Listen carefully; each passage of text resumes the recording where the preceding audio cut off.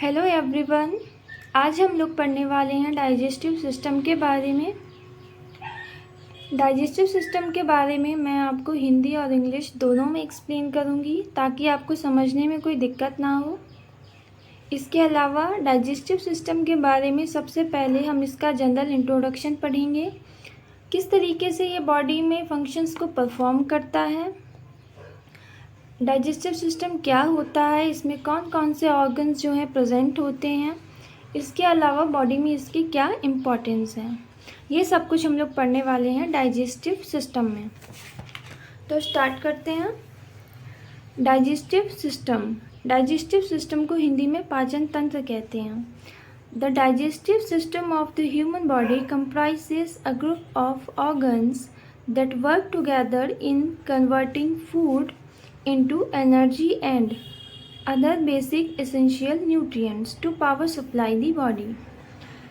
जो हमारा digestive system होता है वो कई सारे छोटे छोटे ऑर्गन से मिलके बना हुआ होता है और ये सभी ऑर्गन्स जो होते हैं अपने अपने फंक्शंस को परफॉर्म करते हैं।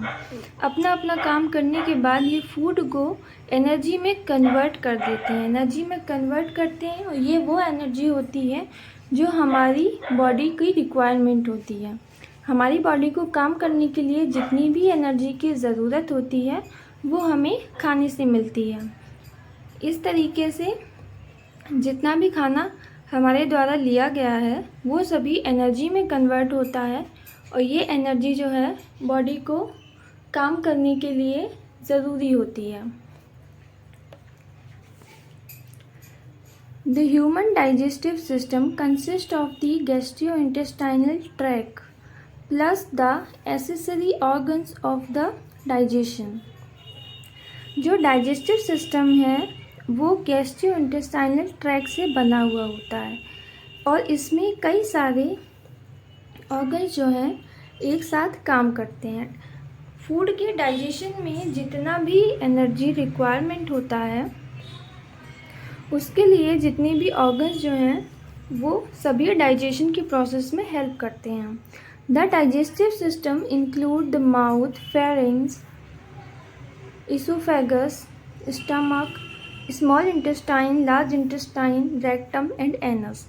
These are the organs which are present in digestive system और gastrointestinal tract।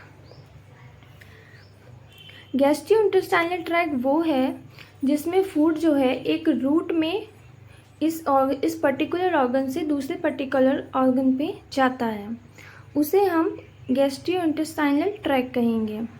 और इसमें जो है इतने सारे जो ये ऑर्गन्स है ये सभी प्रेजेंट होते हैं।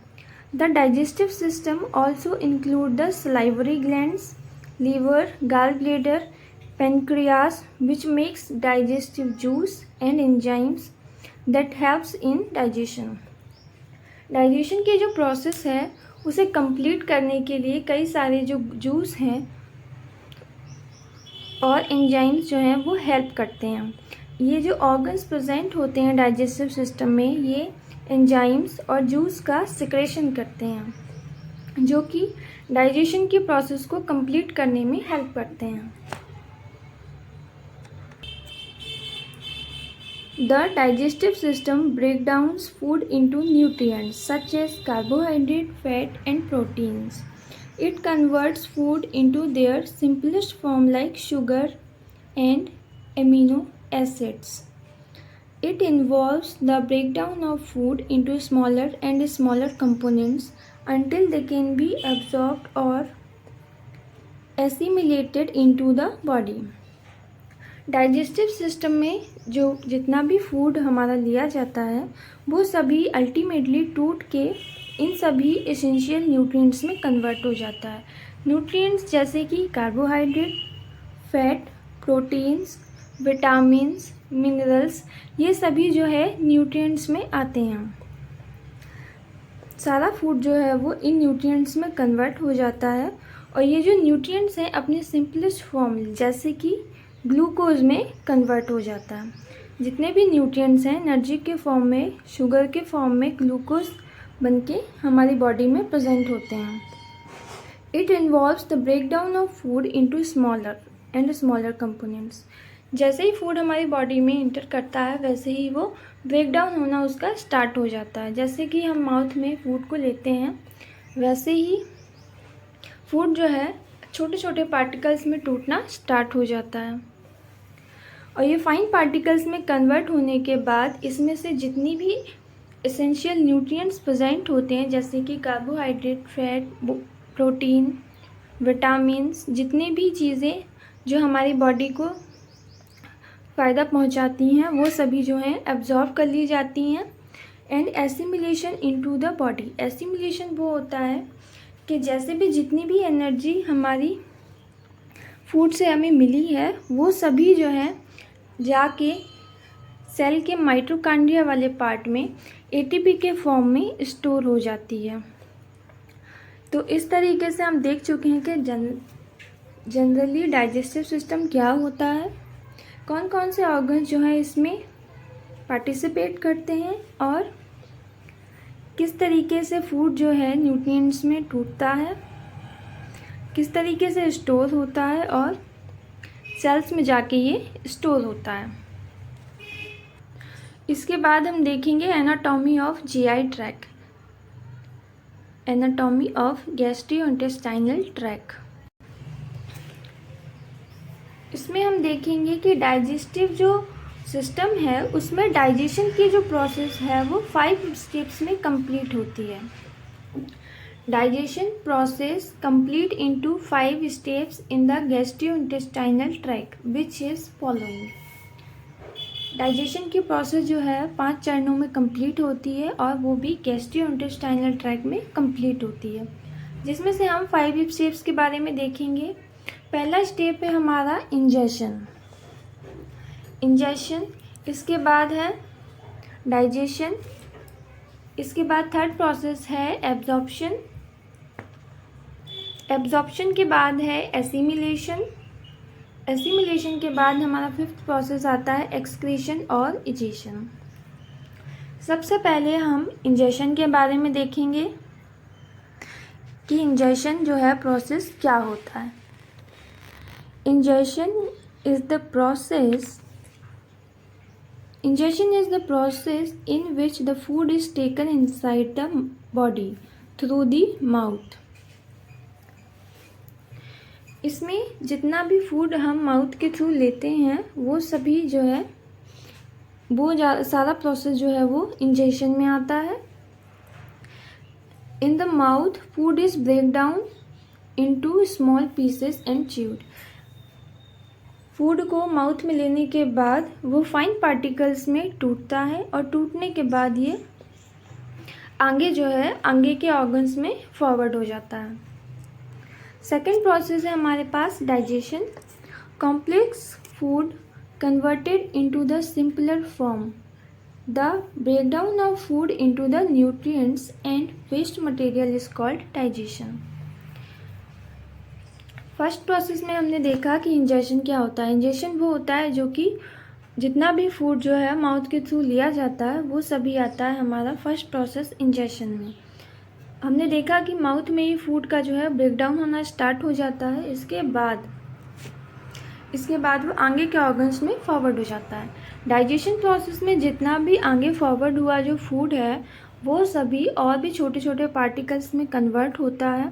कन्वर्ट होने के बाद ये जो फूड है ये सभी इसमें से सभी इम्पॉर्टेंट न्यूट्रिएंट्स को और वेस्ट मटेरियल को अलग कर दिया जाता है, यानी कि जितने भी एब्जॉर्ब करने वाले न्यूट्रिएंट्स हैं वो सारे एब्जॉर्ब कर लिए जाते हैं और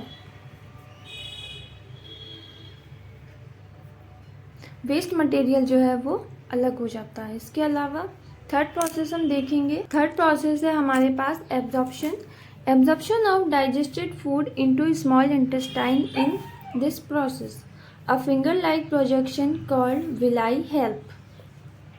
एब्जॉर्प्शन की जो प्रोसेस है वो हमारे लास्ट में स्मॉल इंटेस्टाइन में जाके कंप्लीट होती है। स्मॉल इंटेस्टाइन वो पार्ट होता है जहाँ पे सभी जो एसेंशियल न्यूट्रिएंट्स है उनका एब्जॉर्प्शन कर लिया जाता है और ये जो एब्जॉर्प्शन है वो स्मॉल इंटेस्टाइन के अंदर प्रेजेंट फिंगर लाइक प्रोजेक्शन की हेल्प से होता है। ये फिंगर लाइक प्रोजेक्शन जो होते हैं इसे हम विलाई कहते हैं, विलाई या माइक्रोविलाई भी कह सकते हैं। The separated nutrients get absorb in the blood is called absorption.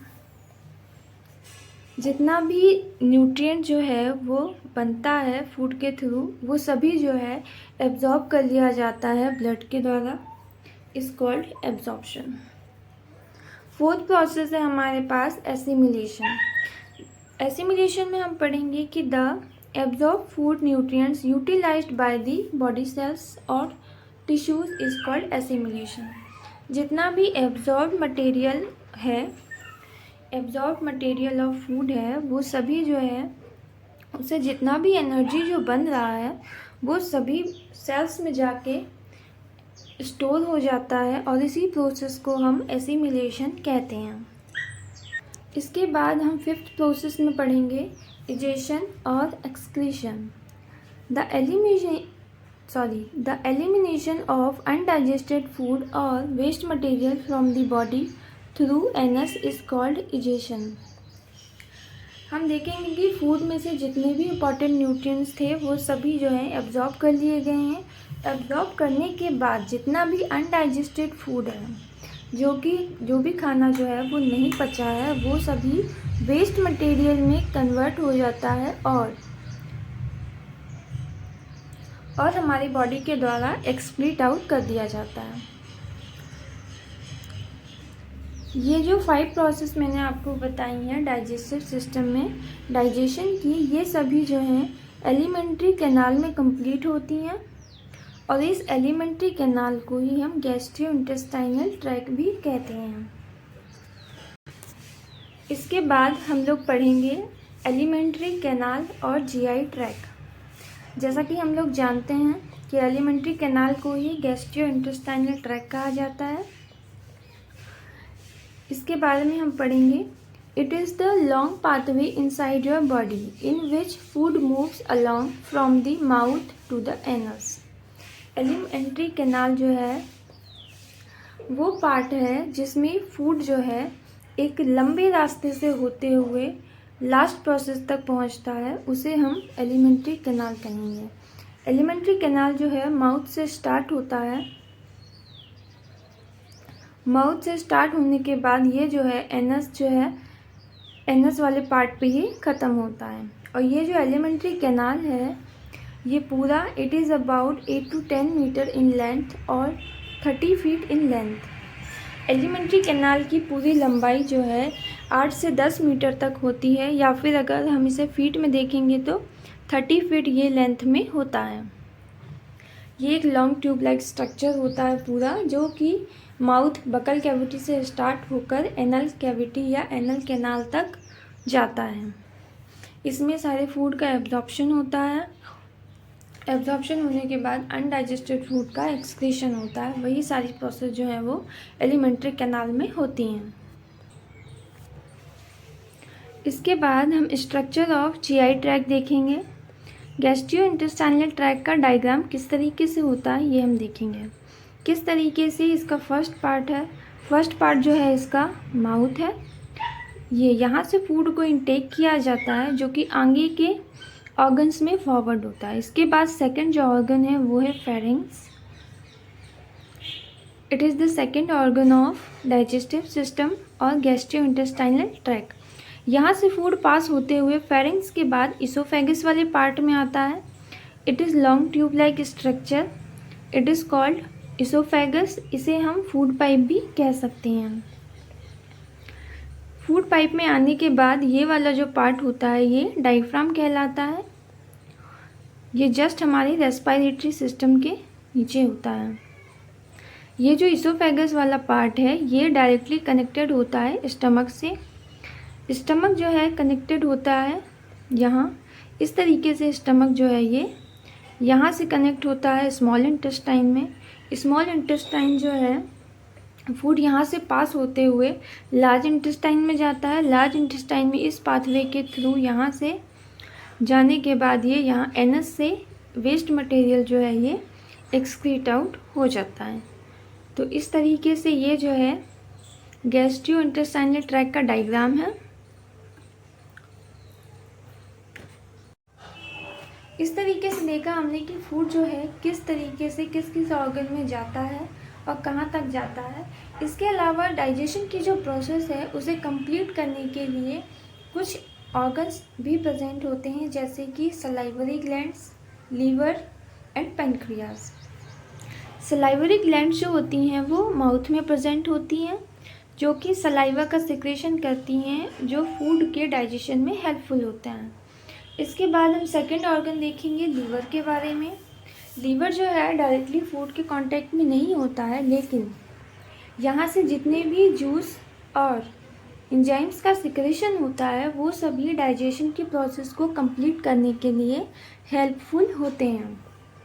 Liver के जस्ट अंदर प्रेजेंट होता है गाल ब्लैडर। गाल ब्लैडर से डायरेक्टली कनेक्टेड होती हैं बाइल डक्ट। यहीं से सारा जूस और एंजाइम्स जो हैं वो फूड से आके मिलते हैं। And third is pancreas. Pancreas जो है यहाँ से भी जूस का सिक्रेशन होता है, जो कि फूड मटेरियल जो स्टमक से आ रहा है उसे न्यूट्रलाइज करने के काम आता है। इस तरीके से हम देखेंगे कि ये सारे ऑर्गन जो हैं ये डाइजेस्टिव सिस्टम का इम्पॉर्टेंट पार्ट हैं।